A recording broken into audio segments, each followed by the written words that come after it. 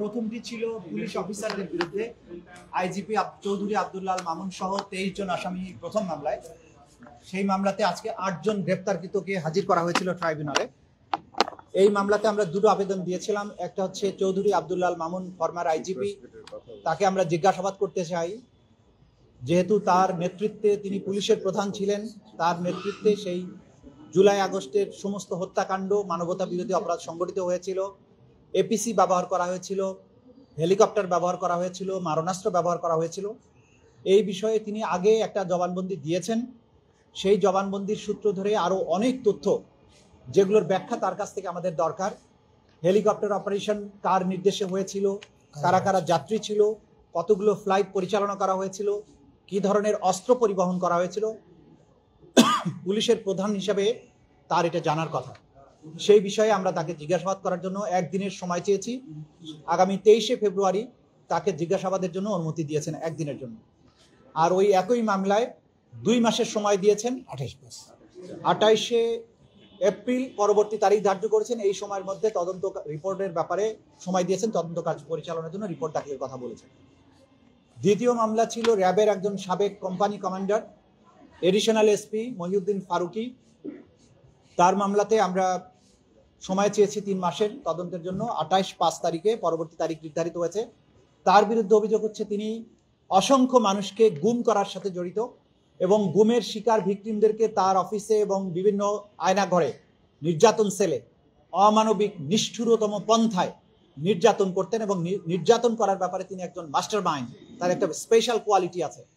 সেই জন্য তার ব্যাপারে আমরা বলেছি যে এই মামলাগুলো, তার নিষ্ঠুরতার সংবাদ প্রচারিত হবার পরে, আয়নাঘরগুলো যখন জাতির সামনে উন্মোচিত হয়েছে প্রধান উপদেষ্টার ভিজিটের পরে, তখন এই ভিকটিমেরা সাহসী হচ্ছেন এবং তারা এক এক করে আমাদের ট্রাইব্যুনালে অভিযোগগুলো নিয়ে আসছেন। সেই অভিযোগগুলোর ভিত্তিতে আমরা তদন্ত কার্য পরিচালনা করছে আমাদের তদন্ত সংস্থা। তৃতীয় পিটিশনটা ছিল আসামি আলেপ উদ্দিন, এডিশনাল এসপি, সাবেক র্যাবের একজন কোম্পানি কমান্ডার। আলেপ উদ্দিনের অভিযোগ সবচাইতে মারাত্মক। তিনি অসংখ্য মানুষকে গুম এবং নির্যাতন করার সাথে জড়িত। আজকে এই ট্রাইব্যুনালের কক্ষে আপনারা দেখেছেন, আমার পেছনে অনেকে দাঁড়িয়ে আছেন, যাদেরকে আলেপ উদ্দিন অপহরণ করে গুম করে বছরের পর বছর আটকে রেখেছিল। তাদেরকে নিষ্ঠুরতম পন্থায় নির্যাতন করেছিল, ইলেকট্রিক শক দেয়া, চোখ বেঁধে রাখা, উল্টো করে ঝুলিয়ে পেটানো, বিদ্যুতায়িত করা, এবং সবচাইতে মারাত্মক যেটা করেছিলেন, যে একজন আসামিকে গুম করে রাখার সময়ে তার স্ত্রীকে, তার বিশ্ববিদ্যালয়ে পড়ুয়া স্ত্রীকে, তার স্বামীকে হত্যার ভয় দেখিয়ে তাকে বাধ্য করে একাধিকবার রমজান মাসে রোজা ভাঙিয়ে তাকে ধর্ষণ করা হয়েছে। এই তথ্য প্রমাণ আদি আমাদের কাছে এসেছে। আমরা এগুলো ট্রাইব্যুনালকে জানিয়েছি যে এরকম নিষ্ঠুর এবং জঘন্যতম অপরাধী যারা, তাদের ব্যাপারে তদন্ত কার্য পরিচালনা করতে সময় লাগবে, কারণ প্রতিদিনই নতুন নতুন ভিকটিমরা আমাদের কাছে অভিযোগগুলো নিয়ে আসছেন এবং তাদের তদন্ত এবং তাদের বক্তব্য, তাদের এভিডেন্স কালেকশন করার জন্য আমাদের সময় দরকার। এই সময় শেষ হলে যথাসময়ে তাদের ব্যাপারে তদন্ত রিপোর্ট দাখিল করে তাদের বিরুদ্ধে আনুষ্ঠানিক বিচার প্রক্রিয়া যাতে শুরু করা যায়, সেই ব্যাপারে আমাদের তদন্ত সংস্থা দিনরাত কাজ করছে। এটা ছিল আজকের দিনের প্রসিডিংস।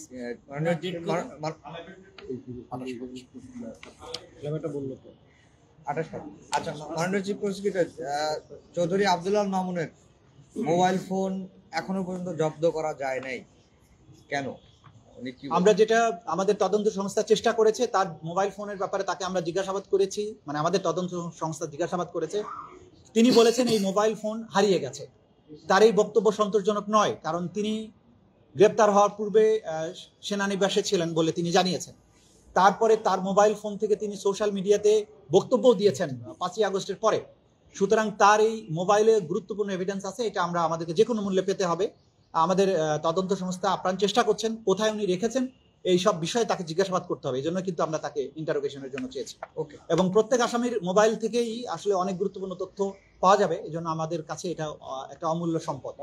আজকে আমরা আরেকটা কথাও আপনাদের মাধ্যমে জাতির কাছে বলবো, যারা এই আসামিদের মাধ্যমে গুমের শিকার হয়েছিলেন, তারা দয়া করে তাদের অভিযোগগুলো আমাদের তদন্ত সংস্থার কাছে অথবা আমাদের আন্তর্জাতিক অপরাধ ট্রাইব্যুনালের প্রসিকিউশনের কাছে নিয়ে আসুন নির্ভয়ে। বাংলাদেশ এখন স্বাধীন হয়েছে। অপরাধীদেরকে, যাদের বিরুদ্ধেই প্রমাণ পাওয়া যাবে, তাদের বিরুদ্ধে যথাযথ আইনগত ব্যবস্থা গ্রহণ করা হবে। যে কান্নায় তারা বছরের পর বছর গুমরে কেঁদেছেন, তাদের কান্নার দিন অবসান হবে যদি তারা ট্রাইব্যুনালের কাছে এসে তাদের বক্তব্য দেন, বিচারের মুখোমুখি করেন অপরাধীদের। আমরা চাই অপরাধীদের বিচারের মাধ্যমে বাংলাদেশ কলঙ্কমুক্ত হোক এবং যারা গুমরে গুমরে কেঁদেছেন বছরের পর বছর তাদের কান্নার অবসান হোক। আমরা সেজন্য তাদেরকে এগিয়ে আসার জন্য আহ্বান জানাই। আবার একটা প্রশ্ন, সেটা হচ্ছে কি প্রশ্ন?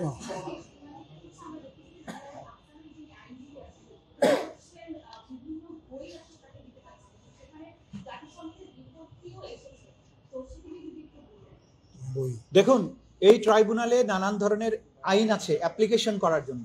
উনি অ্যাপ্লিকেশন করেছেন যে এটা একটা অবান্তর অ্যাপ্লিকেশন।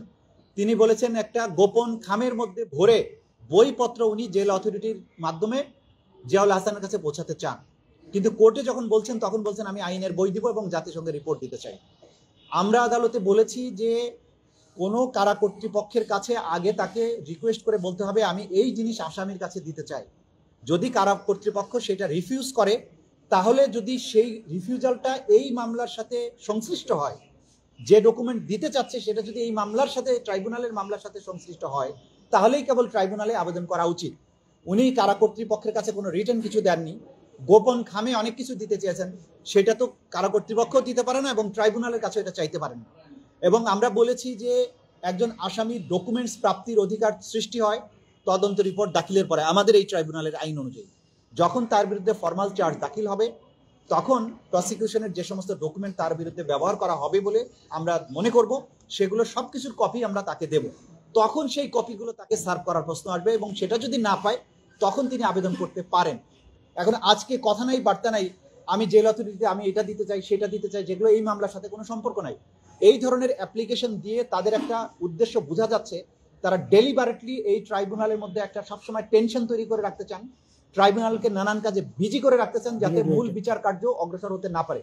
আমরা ট্রাইব্যুনালকে বলেছি এই জাতীয় ফ্যালাসাস, অযৌক্তিক, যেগুলো আইনের মধ্যে নাই, এই জাতীয় অ্যাপ্লিকেশন এন্টারটেইন করার কোনো সুযোগ নাই, সেটা আমরা কোর্টের কাছে বলেছি। ওকে, থ্যাংক ইউ।